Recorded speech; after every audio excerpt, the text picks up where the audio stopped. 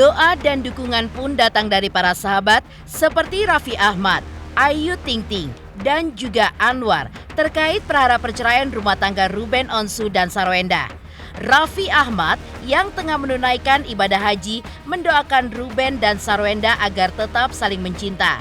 Selain doa dari para sahabat, Jordi Onsu pun justru terkejut ketika mendengar kabar Ruben mengajukan gugatan cerai atas Sarwenda.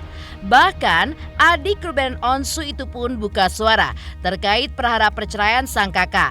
Lalu, seperti apakah tangis Ruben ketika menyampaikan pesan khususnya kepada Sarwenda melalui podcast Irfan Hakim?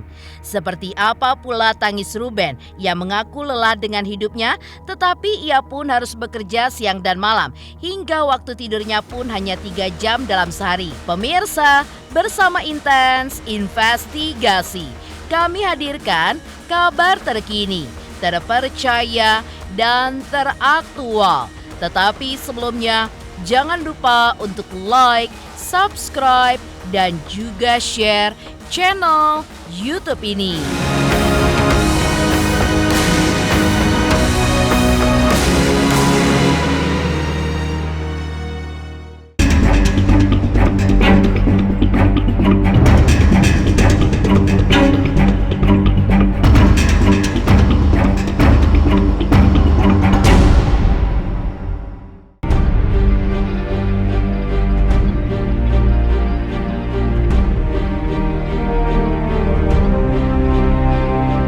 Menyeruaknya perkara perceraian Ruben Onsu dan Sarwenda banyak menuai simpati dan juga doa dari para sahabat.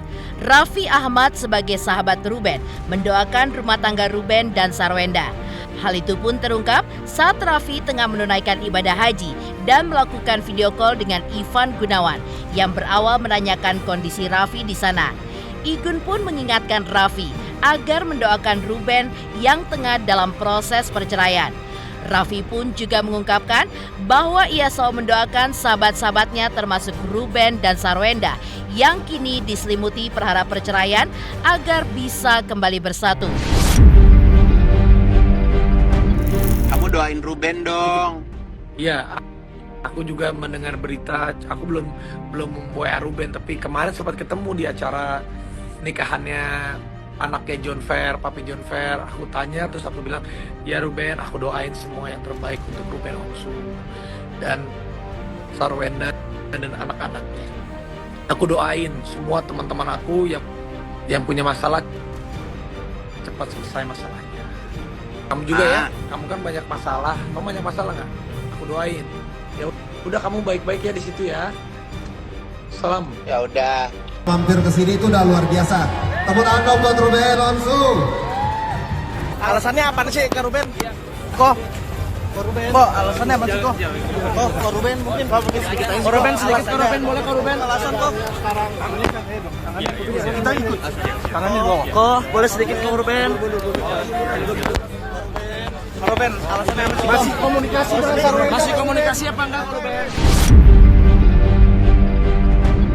Sebagai sahabat Ruben Onsu, Ayu Ting Ting pun juga mengungkapkan doa terbaiknya untuk rumah tangga pasangan Ruben dan Sarwenda yang kini diselimuti perkara perceraian pasca Ruben melayangkan gugatan cerai ke Pengadilan Negeri Jakarta Selatan. Ayu Ting Ting yang pernah merasakan pahitnya perceraian dengan Angie Baskoro pun mendoakan agar rumah tangga Ruben dan Sarwenda bisa kembali baik dan seperti sedia kala. Doa yang terbaik buat Ruben ya. Belum waktunya saya sampaikan. Ya, karena nanti pada waktunya kalau memang ada hal yang seperti itu pasti akan kami sampaikan. Mendengar kabar perkara perceraian Ruben dan Sarwenda, Anwar yang bekerja bersama dengan Ruben Onsu mengaku jika awalnya ia pun sempat tidak percaya ketika mendengar kabar tersebut dari sosial media. Bahkan ia pun mendoakan agar hal tersebut tidak terjadi. Namun ia mengaku sedih ketika mendapati kepastian bahwa apa yang didengarnya memang benar adanya. Anwar pun juga mendukung apapun keputusan yang diambil oleh Ruben dan Sarwenda. Namun Anwar tetap mendoakan agar rumah tangga mereka pun bisa langgeng dan kembali harmonis. 7 jujur ini Masya Allah, kalau aku pribadi karena aku memang kan suka digadang-gadangkan katanya mirip sama Kak Ruben gitu kan. Apalagi temen-temen aku juga sering kerja bareng sama Kak Ruben. Hampir 80% program aku tuh bareng sama Kak Ruben. Aku mendengar berita itu, aku benar-benar sedih karena yang aku lihat dari media sosial. Aku benar-benar sedih, maksudnya kayak kalau aku sih pas udah lihat dari media sosial, ya udah aku berdoa kayak ya Allah mudah-mudahan enggak kayak karena sampai saat ini pun aku belum ketemu sama Bu Enda, belum ketemu sama Pak Rubennya juga. Tapi kalau sama Bu Enda aku chat-chatan, aku bilang cuma kayak Bu Enda semangat ya, terus bilang kayak iya Anwar kayak gitu. Tapi aku nggak mau nanya, bukannya nggak peduli ya, tapi kan maksudnya udah ada ranahnya masing-masing. Takutnya disangkanya Anwar kepo apa bagaimana. Tapi Anwar berharap setiap lihat berita yang ada di media sosial lagi rame, mudah-mudahan nggak terjadi karena yang Anwar tahu kan kadang berita namanya selebriti kan yang ada jadi nggak ada, yang nggak ada jadi ada. Itu kan netizen kadang suka yang kayak ngebakar, suka yang kayak apa namanya itu dirujak-rujak gitu kan. Jadi ya Anwar sebagai temen ya udah berdoa yang terbaik, mudah-mudahan enggak gitu aja. Ketemu sama Kak Ruben, alhamdulillah kemarin kan harusnya kerja tuh, malam Jumat aku ada kerja yang acara hantu-hantunya dia di podcast. Tapi karena nggak jadi, akhirnya aku cancel. Nah terus cuma nanya doang kayak war sehat kayak gitu doang. Belum ketemu lagi. Sempat ngechat kalau Bu Rubennya belum. Kalau Bu Wendanya aku udah ngechat kayak Bu Wenda semangat ya. Lebih kayak gitu aja, bukan nanya Kak gimana gitu. Lebih kayak Jawabannya nguatin. apa? Jawabannya iya Anwar. So aku bilang gini, Kak Wenda, aku boleh nggak sih main? Kakak tinggal di mana? Tinggal di rumah kok. Bilang kayak gitu. Main-main aja katanya gitu. Karena memang sebelum aku dengar berita kan memang pengen ketemu sama Bu Wenda kan, pengen ngobrol-ngobrol, pengen ngopi-ngopi gitu. Karena belum jadi karena pulangnya malam duluan gak enak dia punya anak. Iya, aku bilang ya udah deh aku main ke rumahnya aja. Paling insya Allah minggu depan aku pengen main deh. Di tengah prahara perceraian rumah tangga Ruben Onsu dan Sarwenda, Jordi Onsu ketika ditanya terkait prahara perceraian kakaknya dengan Sarwenda oleh netizen saat siaran live-nya di akun sosial media, mengaku menghormati keputusan apapun yang diambil oleh sang kakak dan Sarwenda. Dalam hal ini, Jordi Onsu pun tidak mau ikut campur terlalu jauh dalam urusan rumah tangga sang kakak yang notabene adalah masalah privasi rumah tangga mereka. Ruben apa mau pisah kok? Satu kalau mau pisah urusan mereka. Lagi capek banget, udah capek banget. Air mata Ruben Onsu jatuh berderai saat ia mengungkapkan isi hatinya kepada Sarwenda dan ketiga anaknya saat tampil di podcast Irfan Hakim. Lalu, apa pesan yang disampaikan Ruben kepada Sarwenda? Di mana pesan itu pun tidak pernah ia ungkapkan secara langsung kepada sang istri. Mungkin saya bukan laki-laki yang sempurna. Kalau saya yang lemah, kamu yang harus kuat. Ada saya di titik putus asa gitu. Ini gimana ya? Ini gimana ya gitu.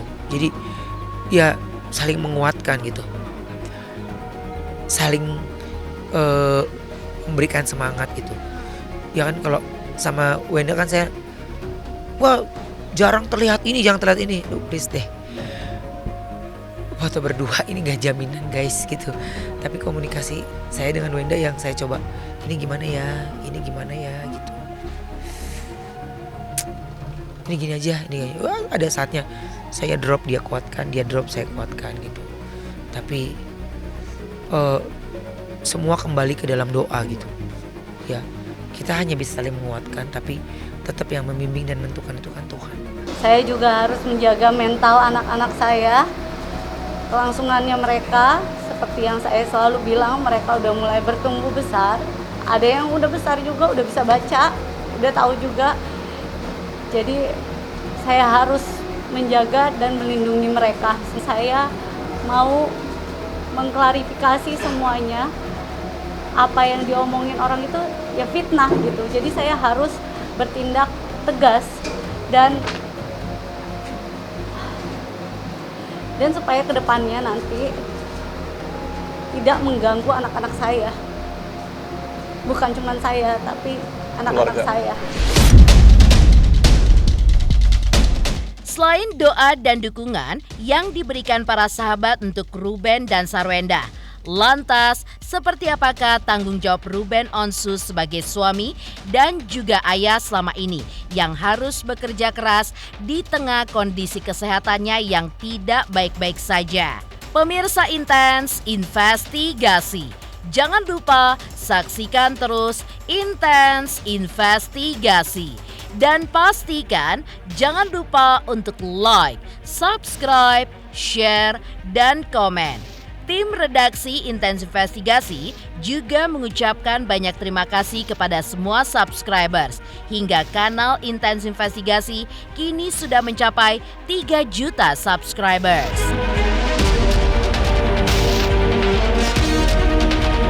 Selamat untuk Intens Investigasi karena sudah mencapai 3 juta subscribers di YouTube. Sukses selalu and all the best.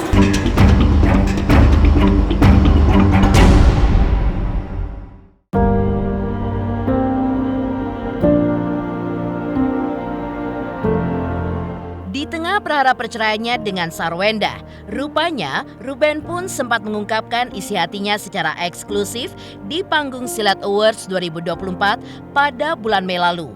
Sembari berurai air mata, Ruben pun mengungkap bahwa di tengah kondisi kesehatannya yang sedang tidak baik-baik saja beberapa tahun belakangan ini, ia pun masih harus bekerja keras untuk menghidupi keluarganya. Bahkan lantaran penyakit yang dideritanya belum kunjung sembuh. Di tengah kesibukannya tersebut, Ruben pun berada di bawah pengawasan dokter. Ya, Ruben terus mengumpulkan kekuatannya agar ia pun bisa terus melakukan tugas dan tanggung jawabnya sebagai suami dan ayah bagi keluarganya. Yang gue mau pikirin sekarang ini adalah kesehatan gue dulu, ya, karena kamu harus sehat. Iya, dan apa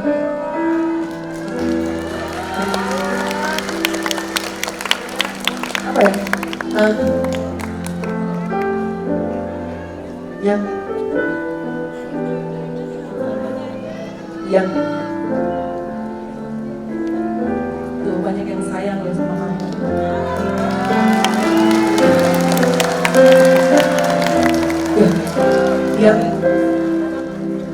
Yang besar dari pundak gue banyak banget kan. Aku tahu, jadi ya dokter pasti lo harus begini. Tapi saya cuma bilang, seandainya itu diputar, apa yang harus dokter lakukan? Ya, saya ingin seperti yang lain, ingin. Tapi percaya atau tidak, saya hanya bisa diam, saya hanya menelan ludah aja. Terus saya selalu alihkan pandangan saya yang itu mungkin berdistract. Saya jadi apa ya? Jadi yang orang yang nggak bersyukur gitu ya. Makanya kualitasnya saya sendiri sangat amat bersyukur dan saya tidak boleh mengeluh karena setiap orang pasti punya ceritanya.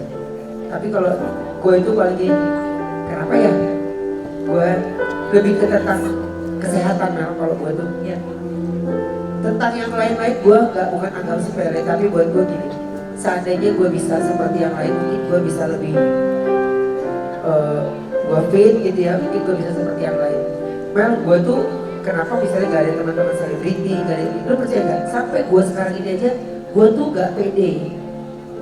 Jadi gue kayak gak percaya diri. Emang gue artis gitu maksudnya gitu loh Mel. Jadi gue gitu, masih suka gitu. Jadi kok kalau ketemu tuh gue lebih percaya diri kalau ketemu di kamera.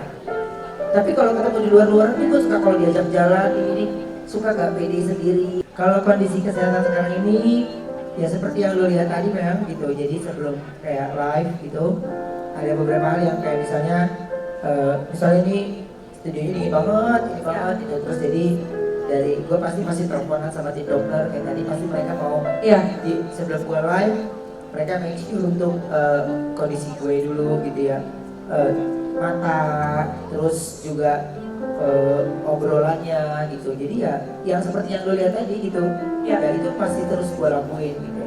Dan semuanya ya pantauan dokter. Ada sesekali ketika gue lagi tegang nih gitu ya pikirannya, terus nggak relax, jadi bisa 45 second itu blur. Bisa blur bener-bener blur, jadi gue harus berhenti aktivitas apapun. Jadi kayak misalnya datang ke kerjaan yang minimal gue udah kasih tau dulu kalau gue tiba-tiba begini, paham ya gitu. Nah cuman yang paling mengerikan kan kalau kita masih lagi bawa mobil ya gitu. Jadi tapi gue sudah ya pelan-pelan berdamai dengan diri, terus tidak mau rengek-rengek gitu ya, sedih enggak lah ya, karena gue percaya yang lagi gue lewatin sekarang ini Tuhan lagi kasih cerita gue dengan cerita yang berbeda gitu. Dan ini kan kadang-kadang kan ada loh kita tiba-tiba gue mesti kayak gini, ke dokter tuh udah kayak best friend gitu ya. Saking seringnya, saking seringnya, dan gue selalu supaya sebelum terlambat gue lebih baik semua serahkan sama tim medis. Ya ungkapan yang buat saya nggak ada yang ya itu yang situasi yang lagi dijalanin kan gitu. Makanya kalau aku bersyukur masih diberikan kesehatan, jadi fokus ke kesehatan aja gitu. Yes, harus kerja gitu. Apalagi rencana Tuhan sama gue, kejadian demi kejadian yang terus, tapi Tuhan terus kasih saya jalan. Di tengah kondisi kesehatan Ruben Onsu yang sedang tidak baik-baik saja, Ruben pun tetap melanjutkan karyanya di panggung hiburan meski ia pun harus jatuh bangun. Bahkan Ruben begitu gigih untuk bekerja dan ia pun rela jika waktu tidurnya dalam sehari hanya 3 jam. Ya, Ruben menyadari bahwa ia pun memang harus bekerja keras lantaran ia bukan berasal dari keluarga dengan latar belakang berada. Lantas apa penjelasan dokter terkait penyakit yang diderita Ruben Onsu? Kenapa sih kalau boleh tahu tidak ngerem sedikit, apakah memang karena begitu banyak yang Ruben harus tanggung sebagai kepala keluarga? Saya hanya bisa bicara, saya ini bukan lahir dari anak orang berada. Ya, saya bisa beli ini, beli itu, atau sampai saya berada di panggung ini, di panggung megahnya Siler ini saya ada proses ya. Dan kalau dibilang kerja sana sini, semua orang pasti punya cerita yang berbeda. Tapi kalau saya boleh bicara ya, saya lagi punya banyak keinginan ya, dan kita juga lebih banyak keperluan. Dan saya bukan mungkin kayak anak-anak yang lain ya, mungkin bisa minta uang sama orang tuanya, atau bisa minta sama kakaknya, saudaranya. Ini enggak ya. Kalau saya mau beli sesuatu ya saya harus nabung dulu, baru saya bisa beli. Saya kalau mau beli sesuatu ya saya harus hitung-hitung dulu, baru saya bisa beli. Karena lagi banyak pengeluaran yang cukup besar, ya saya harus lupakan bermalas-malasan, lupakan untuk mengeluh, lupakan untuk menyalahkan suasana. Intinya adalah ya saya harus selesaikan itu dengan baik. Walaupun kadang-kadang jujur kondisi kesehatan kamu tidak selalu dalam keadaan ideal untuk bekerja sekencang sekarang. Ya pasti. Apalagi ya jam tidur 3 jam itu udah paling lama. 3 jam itu udah paling lama.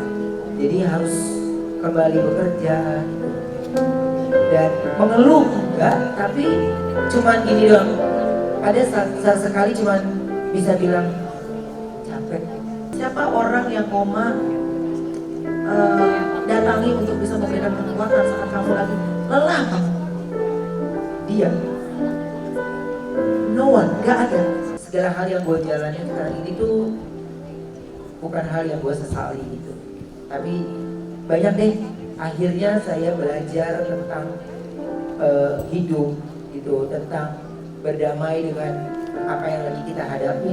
Untuk ketiga anakku, Oyo, kalian tetap jadi anak yang baik, tetap jadi anak yang lucu, dan ayah yang selalu sayang sama kalian. Ada titik terang untuk ya ini usaha gitu. Jawaban saya itu cuma satu gitu. Ini gua terus gali, gua terus tumbuhin supaya anak gua gede ya. Mereka nggak, ibarat arti maaf gitu, nggak kesusahan gitu. Mereka itu hidupnya ya harus menjadi sinar untuk orang lain gitu. Makanya saya itu selalu kalau ngelihat mereka tidur tuh sedih gitu. Saya selalu tidak menyalahkan diri, tapi saya cuma nama Tuhan,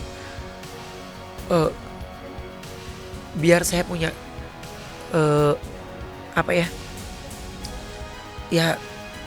tabungan usaha yang sudah kuat untuk turun temurun gitu, anak-anak gitu. Ada rasa khawatir gitu, tapi ya kekhawatiran itu bukan kekhawatiran yang terlalu berlebihan, bukan, tapi kadang tidak sesuai dengan apa yang dipikirkan gitu. Makanya ketika anak saya meminta, ayah emang selalu kerja malam gitu, saya langsung berhenti, Mbak. Saya langsung takut. Saya takut sekali malah. Ketika anak saya sudah mulai komplain kerja malam itu saya takut. Berhenti aja udah. Saya nggak pakai pemikiran apapun gitu. Tawaran ya bohong nggak mungkin. Ada guys, ada. Tapi saya tuh nggak mau mencoba pengajuan ke dia, ke bos-bos kecil ini, ketiga bos-bos kecil, untuk mereka bertiga tuh yang udah ngomong untuk kita pengen tidur ada ayah. Itu udah lama, udah ada mau 2 tahun lah ya gitu. Makanya pas di kemarin itu ya kan komunikasi pasti ketika kita lagi di rumah sakit, pihak rumah sakit pasti ngobrolnya ke pihak keluarga kan ya, ke istri. Itu baru saya cerita lagi. Nah pas kemarin di MRI juga memang ada bercak di bagian otak. Empty sella syndrome itu yang namanya sindrom ya, jadi adalah kumpulan gejala.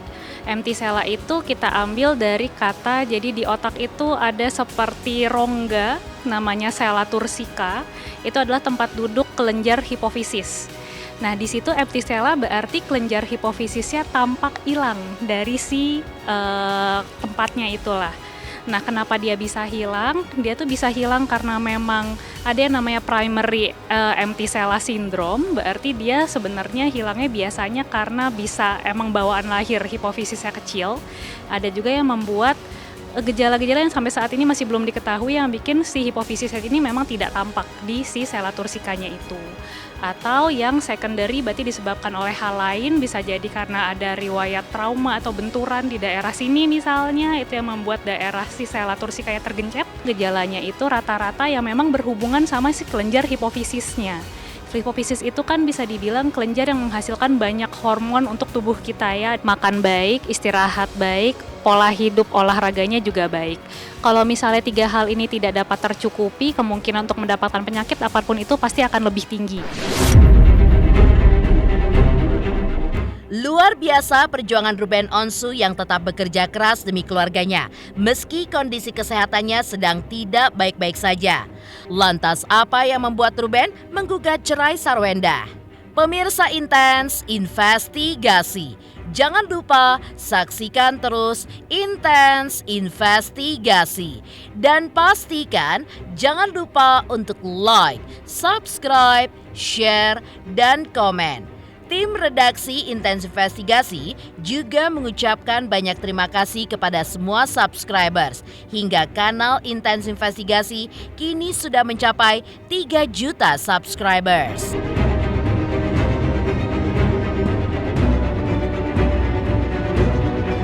Selamat untuk Intens Investigasi 3 juta subscriber. Luar biasa sekali 3 juta. Ya pokoknya semakin sukses lah dan bisa menghadirkan sesuatu yang memang baik untuk diperlihatkan.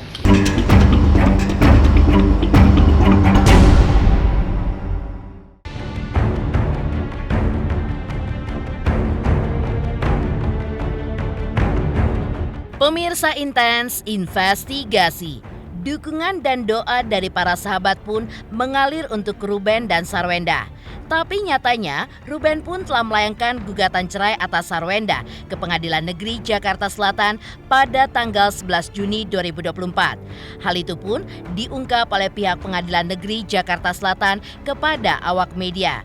Ruben mendaftarkan gugatan perceraiannya secara online melalui pihak kuasa hukumnya Minola Sebayang.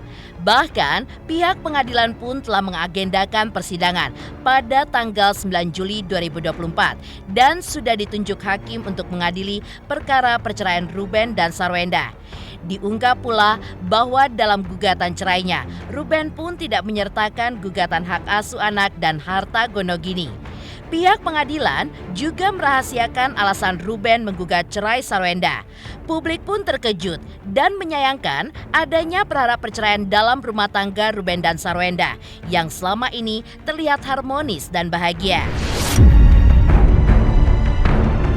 Jadi berdasarkan SIPP kita, memang benar ada gugatan perceraian yang diajukan oleh RSO, ya bukan S, terhadap istrinya dengan inisial S. Diajukan terdaftar di sini tanggal 11 Juni 2024 dan oleh Ketua Pengadilan telah menunjuk hakim yang akan mengadili perkara ini dan oleh hakim tersebut telah menentukan hari persidangannya pada tanggal 9 Juli 2024. Yang mengajukan gugatan itu RSO, ya RSO melalui kuasa hukumnya. Setelah kita melihat materi dari gugatannya, yang selanjutnya dalam petitum gugatannya yang dimohonkan oleh penggugat ini sebatas mengenai perceraiannya. Tidak disebutkan di situ menyangkut masalah harta gonogini, menyangkut masalah hak asuh terhadap anaknya. Kaget ya, karena kalau melihat di infotainment atau di medsos kayaknya kan harmonis ya, kayaknya tidak ada masalah gitu. Kaget juga sih, agak menyayangkan ya kalau sampai terjadi perceraian, karena melihat ya berarti mereka udah komplit ya kalau sebagai keluarga menurut saya. Dia romantis lah berdua gitu mah ya, kayak nggak nyangka gitu mah, bener-bener nggak nyangka deh, bener-bener kaget ya, bener-bener deh. Sudah 11 tahun kan dia nikah, dia bener-bener sayang ya. Ya mudah-mudahan dia balik lagi ya. Pemirsa, segenap tim redaksi Intens Investigasi mengucapkan Selamat Idul Adha 1445 Hijriah. Pemirsa Intens Investigasi, jangan lupa saksikan terus Intens Investigasi. Dan pastikan jangan lupa untuk like, subscribe, share, dan komen. Tim redaksi Intens Investigasi juga mengucapkan banyak terima kasih kepada semua subscribers hingga kanal Intens Investigasi kini sudah mencapai 3 juta subscribers.